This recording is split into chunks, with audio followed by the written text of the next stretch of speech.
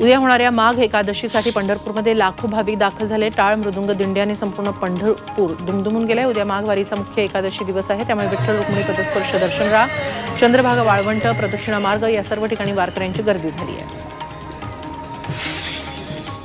इले शिवनेरीवर आज शासकीय शिवजयंती साजरी करण्यात आली। मुख्यमंत्री एकनाथ शिंदे, उपमुख्यमंत्री देवेंद्र फडणवीस, अजित पवार यांच्या उपस्थितीत शिवजन्मोत्सव साजरा करण्यात आला।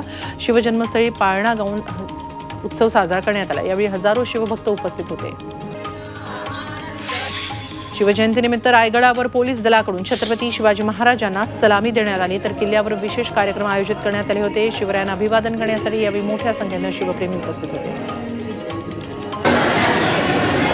रायगड जिल्ह्यातील माणगावमध्ये अनोख्या पद्धतीने शिवजयंती साजरी झाली। माणगाव शिवजयंती उत्सव आणि रक्तदान शिबिर सेवाभावी संस्थेनं महारक्तदान शिबिर भरवलं। त्याला तालुक्यातील रक्तदात्यांकडून भरघोस प्रतिसाद मिळाला। दिवसभरात तब्बल 200 पिशव्या रक्त यातून संकलित झालं। गेली 8 वर्ष हा उपक्रम राबवला जातोय।